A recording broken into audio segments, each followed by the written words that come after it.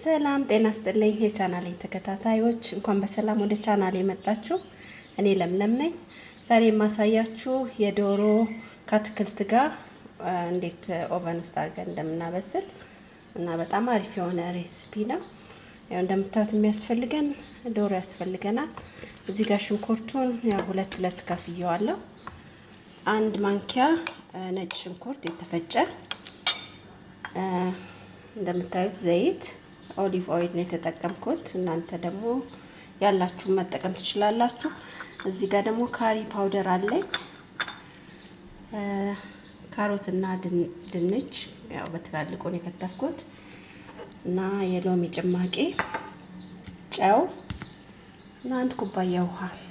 እሺ ወደ አሰራሩ እንሄድ። እሺ እንግዲህ እንደምታዩት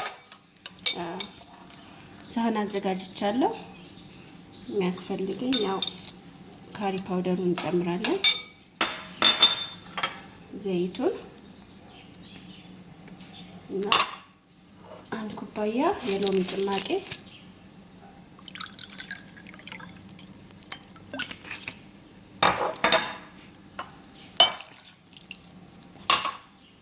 ጨው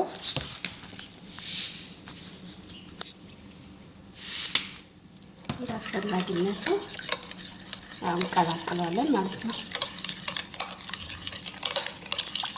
ታውት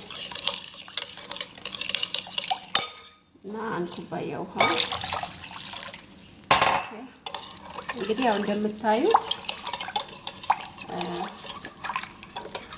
ዶሮ ያው ለዛሬ ያለሁኝ ለቤተሰብ ስለሆነ እንዳልኳችሁ ይሄንን እዚህ ላይ እናደርጋለን ማለት ነው።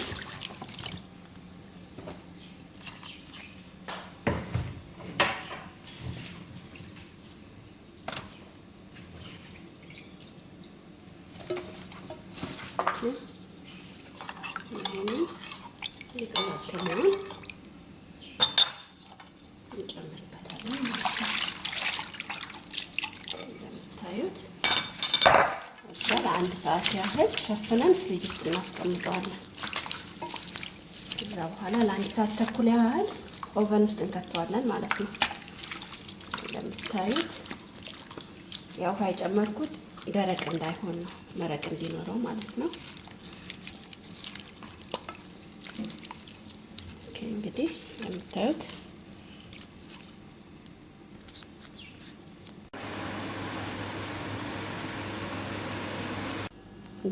እንግዲህ ይሄን ይመስላል። አብራችሁኝ ስለነበራችሁ እጅግ አድርጌ አመሰግናለሁ። ላይክ፣ ኮሜንት፣ ሼር፣ ሰብስክራይብ ማድረግ እንዳትረሱ። በሌሎች ቪዲዮ እስከምንገናኝ መልካም ጊዜ ይሆንላችሁ ለሁላችሁ። ቻው።